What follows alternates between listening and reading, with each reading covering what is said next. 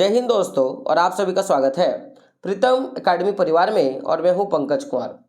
तो आज की इस वीडियो पे बात करेंगे 30 नवंबर को क्लास 10th का जो साप्ताहिक बोर्ड परीक्षा होगा उसके लिए हिंदी सब्जेक्ट का कुछ हम लोग इंपॉर्टेंट प्रश्नों पे आज के इस वीडियो पे बात करेंगे।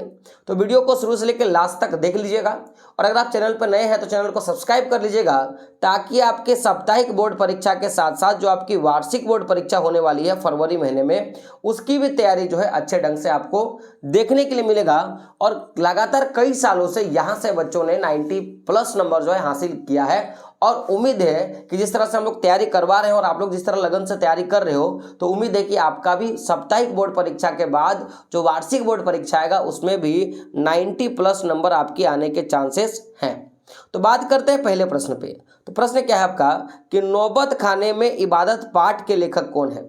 देखिए आपके ऑप्शंस क्या है, स्वयं प्रकाश, मन्नू भंडारी, यशपाल और यतीन्द्र मिश्रा। तो क्या होगा आपका यतीन्द्र मिश्रा जो है नौबत खाने में इबादत पाठ के लेखक है। अगला प्रश्न है आपका कि सुशिर वाद्यों का क्या अर्थ है। देखिए वाद्यों मतलब होता है वाद्य यंत्र, बजाने वाला यंत्र। तो देखिए सुश्री माने क्या होगा कि ऐसा वाद्य यंत्र जिसे फूंक कर बजाया जाता है। तो आंसर क्या हो जाएगा कि जो फूंक कर बजाया जाने वाला यंत्र है उसी को सुशिर वाद्य यंत्र बोलेंगे। क्या बोलेंगे? सुशिर वाद्य यंत्र बोलेंगे, तो जिससे फूंक कर बजाया जाता है। अगला प्रश्न है आपका, प्रश्न देख सकते हो कि किस भाषा के लोक गीतों में शहनाई का उल्लेख मिलता है। देखिए जो अवधी भाषा है, क्योंकि देखो ये जो आप बात करते हो काशी, तो काशी में आपको अवध की बोलचाल ही आपको मिलेगा। तो जो अवध की भाषा है ना, इसमें आपको शहनाई का उल्लेख जो है आपको देखने के लिए मिलता है। चलिए आगे बढ़ते हैं। अगला प्रश्न है आपका कि शहनाई क्या है आपका, शहनाई किस यंत्र को कहा जाता है। देखिए जो शहनाई होता है ना, इसी को शहनाई भी बोला गया है। तो ऑप्शन नंबर 3 आपका क्या होगा, सही होगा। अगला प्रश्न है आपका, देखिए बिस्मिल्लाह खां मुहर्रम के अवसर पर क्या नहीं करते थे। तो आपको पता होगा, अगर आपने चैप्टर पढ़ा होगा, तो जो बिस्मिल्लाह खां जी थे वो एक प्रकार के शहनाई वादक थे और ये मुसलमान भी थे। तो ये क्या करते थे ना कि ये बिस्मिल्लाह खां मुहर्रम के दिन संगीत का कार्यक्रम में भाग नहीं लेते थे। कारण इनको लगता था कि जो राग और जो रागिनियाँ होती है, यानी कि जो संगीत के जो सुर होते हैं ना, उनको जो है उस दिन याद नहीं किया जा सकता, उनकी यादगी नहीं हो सकती है, ऐसा इनका मानना था। इस दिन इनका निषेध है। तो इसीलिए क्या करते थे, बिस्मिल्लाह खां मुहर्रम के अवसर पर कोई भी संगीत के कार्यक्रम में भाग नहीं लेते थे, क्योंकि अगर वो भाग लेंगे तो उनको शहनाई बजाना होगा। और उनका मानना था कि मुहर्रम के दिन राग रागनियों का जो है आदगी नहीं किया जाता, यानी कि उन्हें याद नहीं किया जाता, उन्हें रियाज नहीं किया जाता, उन्हें बजाया नहीं जा सकता। तो अगला प्रश्न है आपका कि मुहर्रम के दिन किस किस चीज़ों का निषेध माना गया है। तो ऑप्शन क्या है, दुख मनाने का, राग रागनियों की यादगी का, और दान दक्षिणा देने का, और रोने का। तो ऑप्शन नंबर आपका क्या होगा, 2 सही हो जाएगा। राग रागनियों के यादगी का जो था निषेध जो है आपका किया गया है।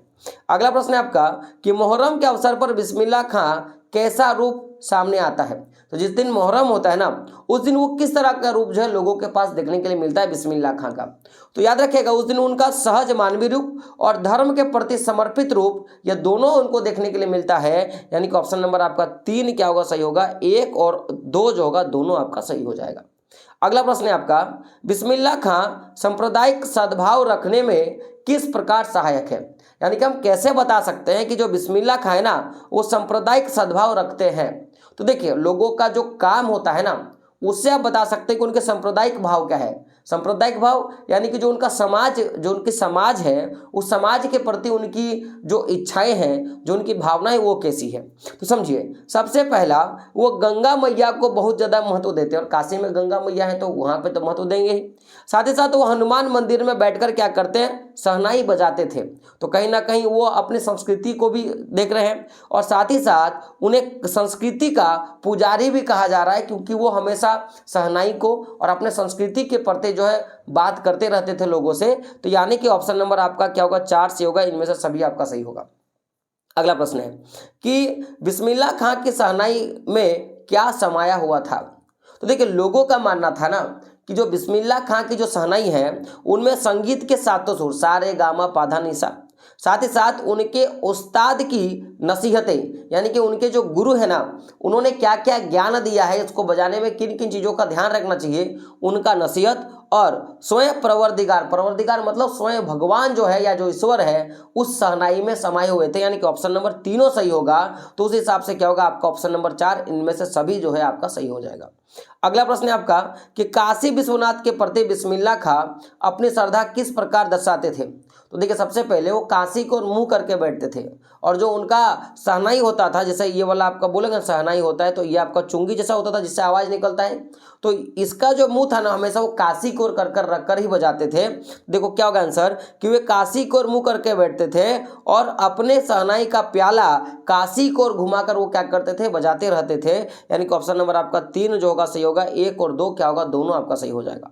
अगला प्रश्न है आपका कि बिस्मिल्लाह खां की चारित्रिक विशेषताओं का वर्णन करना है। देखिए वे एक सच्चे कला प्रेमी थे, जी हाँ, वे अपने धर्म एवं परंपरा के प्रति निष्ठावान थे, सही बात, वो अपने धर्म जो अपनी कला है उसके प्रति निष्ठावान थे, इसलिए तो मुहर्रम के दिनों शहनाई नहीं बजाया करते थे। साथ ही साथ वो भावुक स्वभाव के व्यक्ति थे, तो ये तीनों गुण उनमें था, यानी कि ऑप्शन नंबर 4 आपका सही हो जाएगा, इनमें से सभी क्या होगा आपका सही होगा।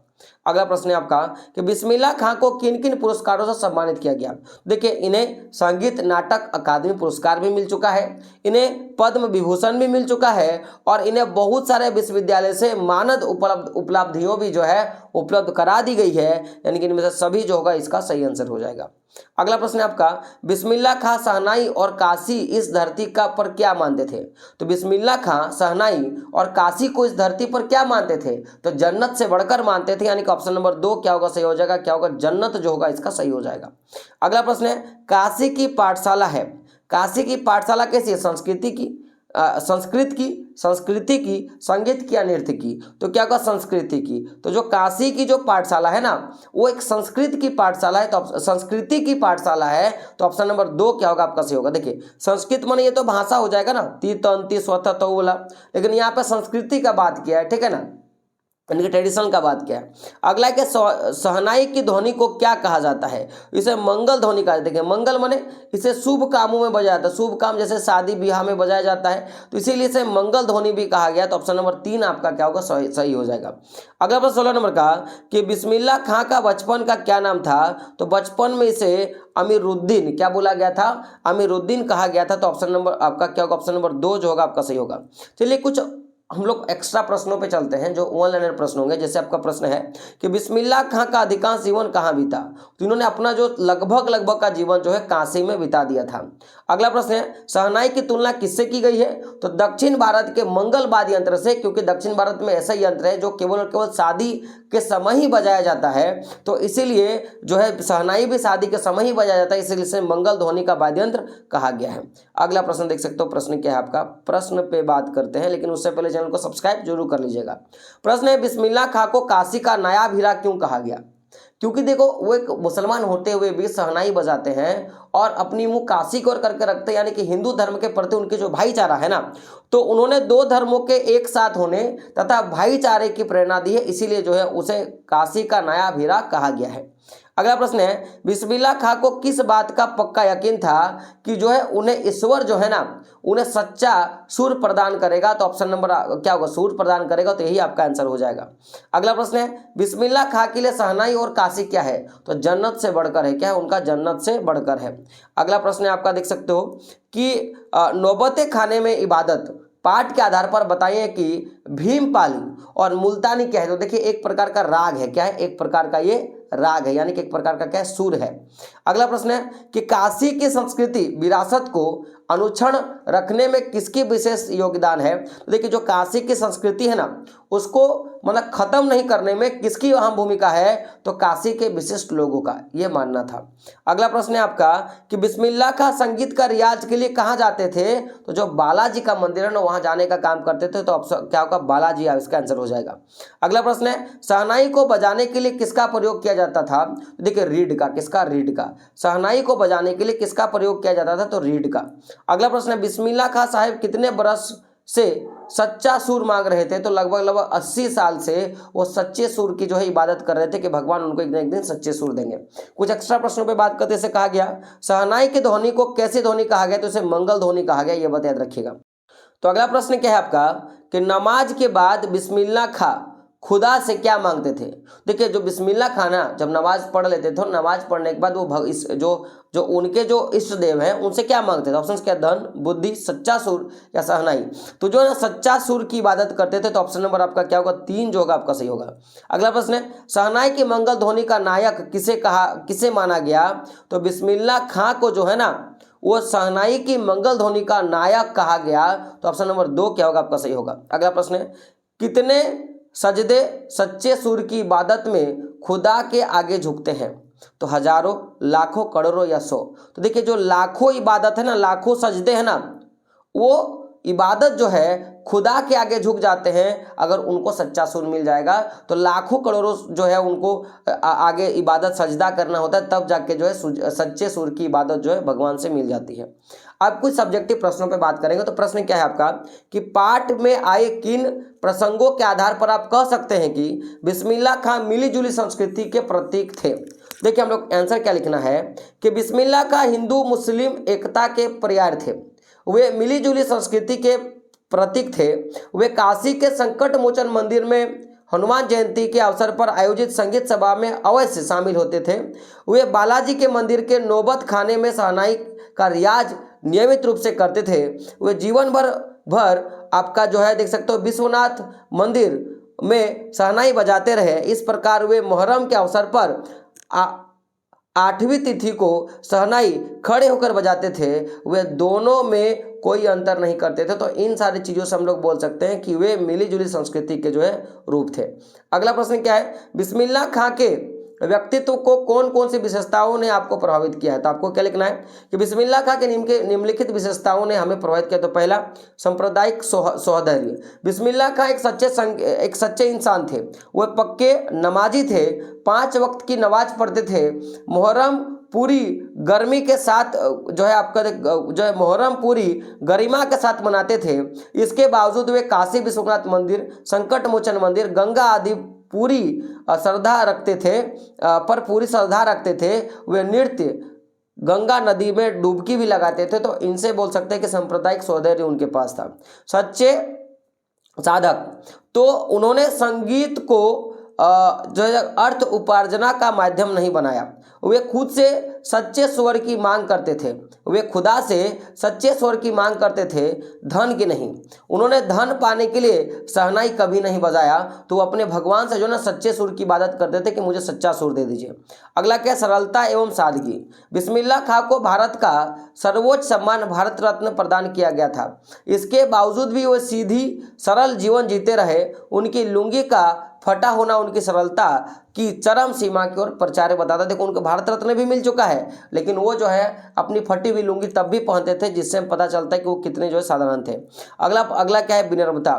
तो बिस्मिल्लाह खां व्यक्तित्व में विनम्रता कूट कूट कर भरी थी। सहनाई के चरम पर पहुंचकर भी वे कहा करते थे, मुझे अब तक सुरों को बतरने की तमीज नहीं आया है, यानी कि उनको ठीक से बजाने का तमीज नहीं है। देखो इतने ज्ञातक होने के बाद भी वो बोल रहे थे कि मुझे तमीज नहीं आया। अगला प्रश्न है कि बिस्मिल्लाह खां को सहनाई की मंगल ध्वनि का नायक क्यों कहा गया। तो आपका आंसर क्या लिखना है कि सहनाई मंगल ध्वनि वाद्य है। भारत में जितने भी सहनाई वादक हुए हैं उनमें बिस्मिल्लाह खां का नाम सबसे ऊपर है। उन्होंने उनसे बढ़कर सुरीला सहनाई वादक और कोई नहीं हुआ, इसलिए उन्हें सहनाई की मंगल ध्वनि का नायक कहा गया है। ऐसे आप लिख दोगे तो आपका आंसर सही हो जाएगा। तो जितने भी इंपॉर्टेंट प्रश्न हो सकते थे इस चैप्टर से मैंने आपको बता दिया। अब आपका काम इन चीज़ों को पढ़ना, और आपके लिए और जो वीडियो हम लोग बनाएंगे, जैसे ये तो आपका सेट 1 है, इसके बाद आपको सेट 2 और सेट 3 भी आपको देखने के लिए मिलेगा। उनको भी याद कर लेना ताकि आपके एग्जाम में, चाहे वो साप्ताहिक बोर्ड परीक्षा चाहे वार्षिक बोर्ड परीक्षा, वहाँ पे आपके लिए काम आए। तो मिलते हैं अगले एक वीडियो में, तब तक के लिए जय हिंद, जय भारत और आपका दिन शुभ हो।